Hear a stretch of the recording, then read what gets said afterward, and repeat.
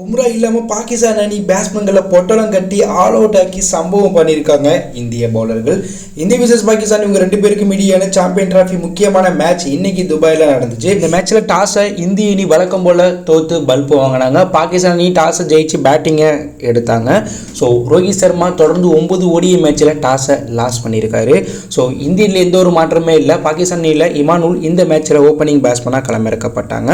முதல்ல பேட்டிங் ஆடிய பாகிஸ்தான் அணியில் opening பேட்ஸ்மேனாக இமானுல், Babur Azam opening பேட்ஸ்மேனாக களமிறக்கப்பட்டாங்க.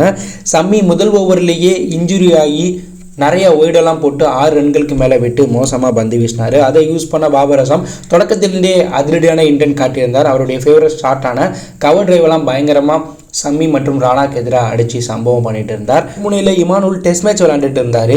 So ஒரு கட்டத்தில் பவர் பிளேயில் அதிரடியாக விளையாட பாபர் அசம் தயாராகிருப்பார்.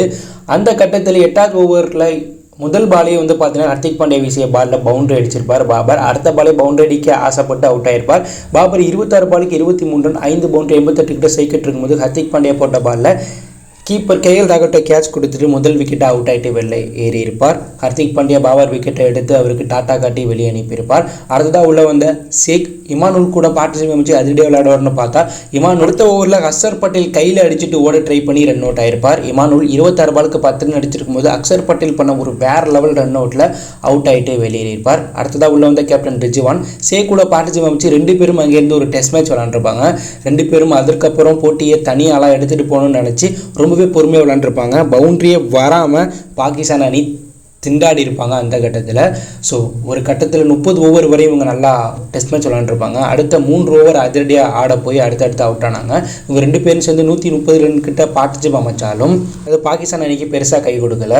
இந்த மேட்ச்சில் 33வது ஓவரில் 2வது பால் 151 ரன் அந்த அணி இருக்கும்போது 3வது விக்கெட்டாக கேப்டன் ரிஜுவான் அவுட் ஆகிருப்பாங்க. ரிஜுவான் 77 பாலுக்கு 46 ரன் அடிச்சிருக்கும்போது அக்சர் பட்டேல் வீசிய பாலில் போல்ட் ஆகிட்டு வெளியேற அடுத்த ஓவரே அதிரடியாக விளையாண்ட ஷேக் 76 பாலுக்கு 62 ரன் 5 பவுண்டரி அடிச்சிருக்கும்போது ஹர்திக் பாண்டியா போட்ட பாலில் அக்சர் பட்டேல்கிட்ட கேட்ச் கொடுத்துட்டு வெளியேறியிருப்பார். அதற்கப்புறம் உள்ள வந்த வீரர்கள் யாருமே பொறுப்போட விளையாடலை. அகார் 24 பாலுக்கு 19 ரனில் வெளியேற டாகிர் 6 பாலுக்கு 4 ரன் அடிச்சிருக்கும்போது ஜடேஜா போட்ட பாலில் போல்ட் ஆகிட்டு வெளியேறினார். அஃப்ரிடி 1 பாலுக்கு டெக் அவுட்லையும் நசீஸா 16 பாலுக்கு 14 ரன்லையும் அவுட் ஆக ஹரீரஃபட் 9வது விக்கெட்டை 7 பாலுக்கு 8 ரன் அடிச்சிருக்கும்போது அக்சர் பட்டேல் பண்ண ஒரு வேறு லெவல் த்ரோவில் ரன் அவுட் ஆகிட்டு வெளியேறியிருப்பார். கடைசியாக அதிரடியாக விளையாண்ட சாக் இந்த மேட்ச்சில் கடைசி வரையும் போராடி இருப்பார். அவர் 39 பாலுக்கு 38 ரன் அடிச்சிருக்கும் போது ராணா போட்ட கடைசி ஓவரில் 4வது பாலில் அவுட் ஆகியிருப்பார். இதனால் பாகிஸ்தான் அணி 49.4 ஓவர் முடிவில் 10 விக்கெட்டில் பிறகு 241 ரன் அடித்து ஆல் அவுட் ஆகிருப்பாங்க. இந்திய அணி பந்து வீச்சு தரப்பில் ஹர்திக் பாண்டியா 8 ஓவர் வீசி 31 ரன்களை வாரி கொடுத்து 2 விக்கெட்டும், குல்தீப் 9 ஓவர் வீசி 40 ரன்களை வாரி கொடுத்து 3 விக்கெட்டும், ஜடேஜா அக்சர் பட்டேல் 1 விக்கெட்டும், ராணா 1 விக்கெட் எடுத்து சம்பவம் பண்ணியிருப்பாங்க. இந்த மேட்ச்சில் சம்மி கொஞ்சம் ஒழுங்காக போடலை.